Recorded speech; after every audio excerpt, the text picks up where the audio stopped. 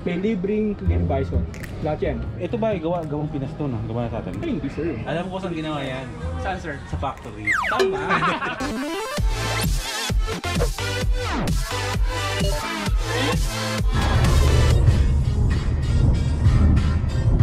You know, sound tripping ako mga first timers. So, yun, mga first timers, kamusta? Anong first time ang mayroon sa inyo ngayon?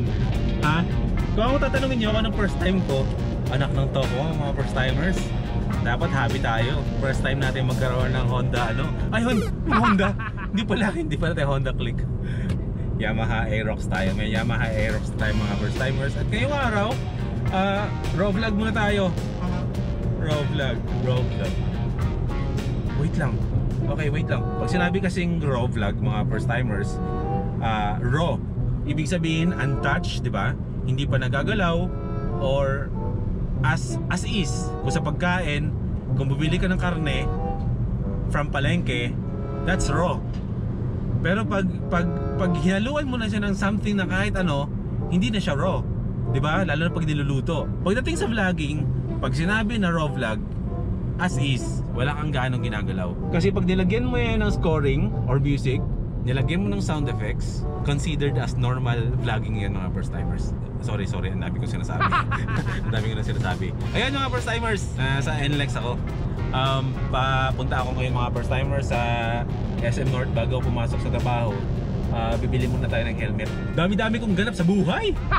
Hindi ko alam kung anong unahin ko. Pero sabi nga mga first timers, pag namumroblema ka sa mga bagay-bagay na magaganda nangyayari sa'yo, hindi daw yun considered as problema. Matatawag daw yun na positive problem. Yan yung mga mindset ng mga nagpa-marketing dati. May naman nagpipiramid. Nagganyan na ako dati. Nag-millionaire's mind din ako tulad ni Kong. Pero lahat ng ininvest ko na nawala din sa akin.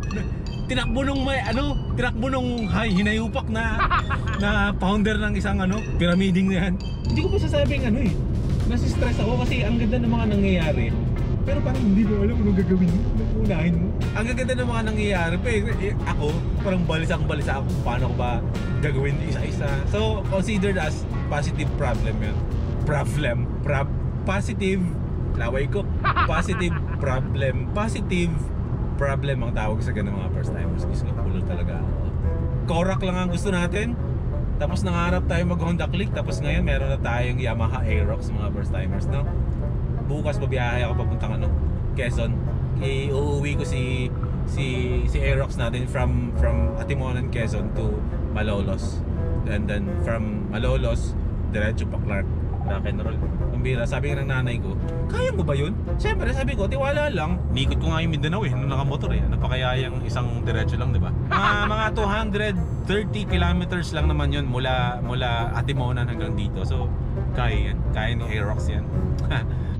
Here at SM, we got it all. We got it all. We got it all. Here at SM, here at SM, here at SM, we got it all for you. Ito. Ewan na ayoko sa nagkakotse. Naiipit yung mundo mo pag traffic. Alam mo yun? Wasting time is wasting life, mga first timers. Here at SM, we got it all. Abanti! Ay, anong inaantay natin dyan? Pasko? Here at SM, ma-traffic po. Ma-traffic po. Ma-traffic na. Here at SM, ma-traffic po. Mga first timers, no? Kapag nagde-December, yung tinatawag na Christmas rush, no? Parang yung lahat ng mga tao aligaga kasi nag-grocery, magsha-shopping, pang-regalo sa mga pamilya, sa mga inaanak, no? Talaga yung maganda dun pag nagpapasko Hindi ako nasistress sa ganun.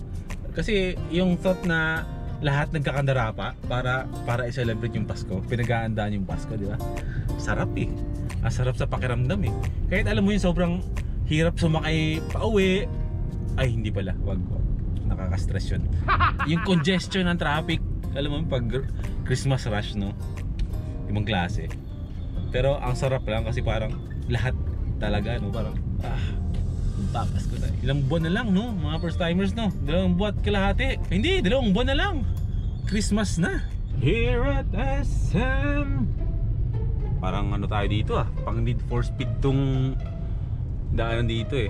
Alam nyo dati mga first timers, nung hindi pa ako sanay talaga mag-drive ng kotse. Hindi drive ko dati manual. Napakahirap kapag pag nagka-traffic sa loob ng parking lot tapos hihinto ka na naka-inclined dyan sa balikuanan. Diyos ko po, nakakatakot. Nga ganun eksena pag nagda-drive. Yung hihinto ko nang nakatingala yung kotse. Diyos ko po, pagpapawisan ka ng malamig. I wonder if you know, I really been talking. If you see me then you know you really have to go. Maybe talking. You know, wala ka laman-laman kaysa dun sa baba sobrang sikip tapos napakaraming kotse nakapila, gustong pinagsisiksikan yung mga sarili. Parang pagmamahal lang yan, huwag mong pagsiksikan yung sarili mo pag may mahal ng iba. Good. Dito tayo. Yan ganda ng backpack ko bigay sa akin ni Kulas, pinamanahan niya ako ng backpack pag umuwi dito ng Manila. Wow, nasa mall tayo. Amoy aircon. Buki ba? Buki.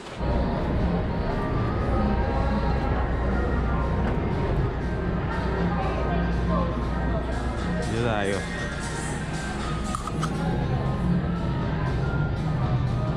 Okay. Sir, may mga discount po natin, sir. Yung discount nila almost parang 20%. Sa every 1,000 po, less 200, sir. Sa Evo, may discount. Pero naman, sir, flat dito. 50%? Hindi naman, sir. Joke lang. Kapal ng mukha, Sir. So, halimbawa sa Evo natin dito, itong Impulse na 3,895, sir. So, every 1,000 less 200, discount siya 600, maging 3,295. Pwede. Tapos, same sila ng na may libreng clear bison. Lahat yan. Okay.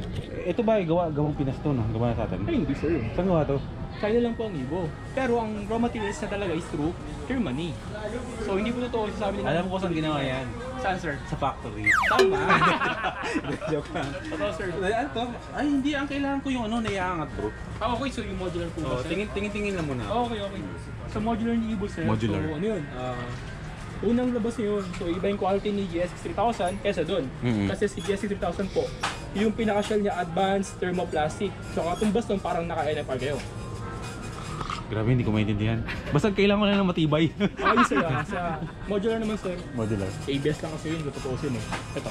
ABS yan? Oo. Sakto taga-ABS ako eh. Bobo. hindi alam yung sinasabi. So, ang Evo, sir, yung mga ABS, sir. So, mas magaan siya. Magaan din sa bulsa to? Yes. Sino ba si Ibo? Kaysa sir yung kumbaga yung model po nila. Model. Hindi to tao? Hindi Okay. Okay, sir, ito Ayan. Ito, binili ito yung kay kaibigan ko si Pasti, ganito yung binili niya. Kulay gold yung NMAX niya eh. Kaya binagay niya. Balik ako bro ha, ikot-ikot muna ako. Nice. Okay, syempre hindi agad tayo bibili agad, no? Kailangan pa natin mag-ikot-ikot. Kasi baka mamaya niya may mas mura. Tapos syempre mas maganda.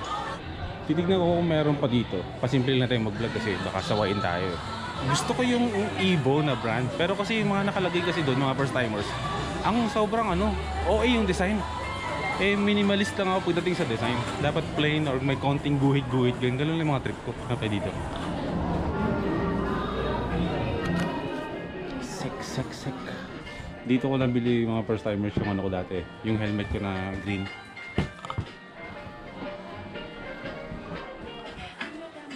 $14,500. Huwag na. Nalambot ako.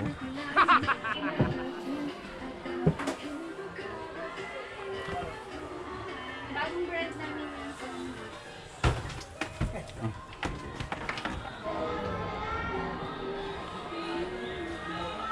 $3,900.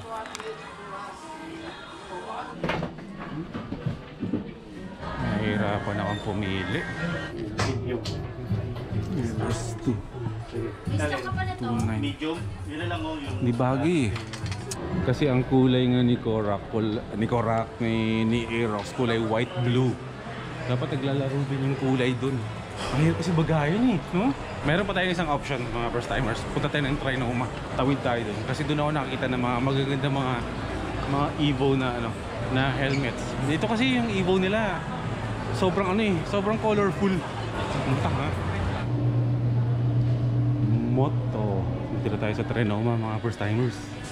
Mahal ito. Hindi. KYT.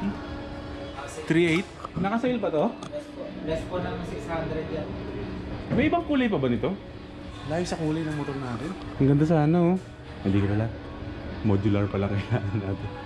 NHK Evo. Ah, dito ako tumingin nun. Naalala ko to. Dito nga pala ako dun. Wait lang. Sana yung mga ibang bumibili dito ng helmet na kulay blue at white ang mga motor nila. Ano bumabagay dun? Blue at white sir. Oo. Kadalasan kasi ganun sir. Try nyo yun, mga blue at white yung bagay natin. Pero hindi naman kailangan necessarily na ano no, kailangan blue and white din no. Pwede rin namang Oo naman, may mga ganun talaga ang rider sir. Halimbawa, motor nila kulay orange. Tapos kukuha sila ng helmet na white. Ganun. Parang oo, di ba? malayo naman Yun sa eh. Hindi parang trip ko kasi yung gunmetal pero dapat ano, modular. modular na gunmetal gano'n. Tapos yung salamin sa laginto, sa lago. Sa laginto. Kapag ito naman yung pinili natin, yung kakulay dati ng lumang helmet ko, naalala nyo? Yung binigay ko dun sa Cagayan de Oro. Ang layo sa kulay blue. Nung nakita ko yung rider na minamaso niya yung sabi ko, ay dakte, yun na yung bibiling ko. Pero bang ano? Tsaka pansin mo sir, sobrang kapal ng shell niya. German technology to, Philippine made. Okay. Actually local brand to. Mm. Hindi naman to actually katulad nila NHK tsaka ni KYT na pang MotoGP na talaga yan. Ito, Philippine made pero sobrang tibay yan. Oo nga. Ito ko ngayon eh, minamaso eh. Modular na Modular. Tapos ang in-improve kasi ni Evo dito sir, ito kasi yung bago labas ni Evo nasa kasama sa mga bagong nilabas niya. Double padding na siya. Oo nga no. Tapos sir, nakadikit na yan. Nakadikit na. Ayan Ito lang tatanggalin. Yes po. Yan na lang pinaka-washer. Sa kakaikot-ikot ko, mukhang dito ako mauuwi eh. Ayun sir, maporma rin yan. Parang dito tayo mauuwi ah. Ito ha, mga first timers ah. Tingnan nyo ah. Blue, blue. Ikaw sir, tignan mo dito. Ayun sir, bagay na bagay na. Blue, blue. Tingnan mo. White blue. 3, 4. May sizes pa ba yan? O sir, marami tayong size bibigyan pa kita ng bagong stock nito. Triple X. Hindi sir, hanggang XL lang kasi. XL lang yan. Oo, alam ko XL lang yata ako din. Tapos makaka-discount ka pa dito ng 600 pesos. 2,895 na lang po to. 600? Yes po, less po. 3, 4. Every 1,000 kasi sir, less ng 200 pesos. Akala ko 3, 4 tapos less Ng 600. 6,000, edi pag kinuha to may utang ka pa sa akin. Kinuha ng helmet, binigyan pa akong pera. Oo, yun nga sir. Hindi. Ayan, Ito, goods to. Okay, may napili na tayo. Dalawang blue. Mas visible yung Evo dyan kaysa dito. Yun lang. Hanap pa tayong isa pa. Hindi, wala na. Feeling ko dyan ako pipili. Madali lang yan, ito. So 3,495 less 200. Ng 600. Ang 600? 600 yan. Ba't tayo pang gawing 1,000 para mas masaya? Pag naka 5,000 less ng 1,000. Kasi every 1,000 sir, magle-less tayo ng 200 pesos. Oh. So 3,000 pesos less mo ng 600. 2,900. 2,895. 2,895. Almost 2,900 na rin sir. Kasi may panglugaw pa ako mga first timer. May panggoto pa tayo. Shoutout sa kapatid ko na nasa barko, kay Jessril. At sa asawa niya na tumulong sa akin para may labas yung scooter. Tsaka kay Troy. Yan. Troy, maraming salamat. Men, Jessril. Ito men, yung sinasabi mo kay YT. Hindi naman bagay sa Aerox mo to. Pero pogi lang, no? Gits na ako dito bro. Kunin ko na to. Maraming salamat Moto sa sponsorship. Maraming salamat sir. Salamat po. Salamat. Hindi ko na binax para ano, mabilis bitbitin. First timers, dito na ako sa parking. Meron akong papakita sa inyo. Meron dito first timer oh. Hello sir. Hello mga bro. Saktong pinapanood niya ako, dumaan ako dito sa harap niya. Kitang-kita. Ano yan? Yung bulalo. Bulalo kasama si Nikachu. Ano sir, may lakad ka dito o? Pumapasok ko malapit dito eh. Pumapasok ka? Aerox mo, nakuha mo na. Ang Aerox ko nasa Atimonan. Inaantay na lang ako. Bukas ng gabi babiyahe na ako. Bumili lang ako ng helmet from Atimonan to dito. Pumotorin ko na ba uwi. Nice meeting you sir. Ayos. Sige sir. Nice meeting you sir. Nice meeting you. Okay mga first timers. Hindi nyo pa kasi nakikita talaga kung anong itsura ng helmet no. Ito siya. Yan. Ikutin natin. Ito yung harap. Huwag na tayong gumawa ng review. Wala naman akong alam sa mga review na yan. Ito yung harap niya. Ito yung gilid. Ito yung likod. Ito yung gilid ulit. Harap ulit. At ito yung mukha ng magsusot niyan. Maganda siya, no? Modular siya. Yan. Nabubuksan kasi mahalaga yan, di ba? Kasi pag nag-vlog tayo, kumukuda tayo eh. Tapos meron ding visor sa loob para at least kahit pag nakasara to, medyo madilim, ma-filter yung sun rays, yung hindi ka masisilawan. Yan, o gusto mo lang ng ganyan, gusto mo ng mahangin, may protection yung mata mo, pwede mong ibaba itong visor, pwede mo rin itaas. Yung size niya XL, yung size ng dati kong helmet XXL yun. Bakit ko ba ginawa yun? Kaya pala ang laki-laki ng helmet sa akin. XL pala, kasya naman sa akin. Suot nga natin. Suot natin. Di ba? Yan. Tapos, wait. Huwag mo akong pangunahan. Huwag ko muna magsasara. Huwag mo akong pangunahan sa live. Tapos, yan. Fit naman, di ba? Tapos, ito yung visor. Siyempre, tatanggalin natin yan kasi mukha tayong tanga niyan pag may ganyan. Parte magpapalipad ng ano, no? Jet fighter, no? Tapos, pag binababa mo to, yan. Yan yung itsura natin. Mahirap huminga. So ayun ang mga first timers. Bukas, paglabas ko sa office ng gabi, magbabas na ako papuntang ano, Atimonan, Quezon. Pogi, no? Ano masasabi nyo? Comment kayo dyan. Tuwang-tuwa. So ayun mga first timers, hanggang dito na lang yung vlog ko. Kasi papasok na rin ako sa trabaho. Yun, tulad nga sabi ko sa inyo kanina, after work bukas, diretso na ako ng Atimonan, Quezon. Tapos from Atimonan, Quezon, babiyahe ako ng nakamotor, iuwi si Aerox papuntang Malolos.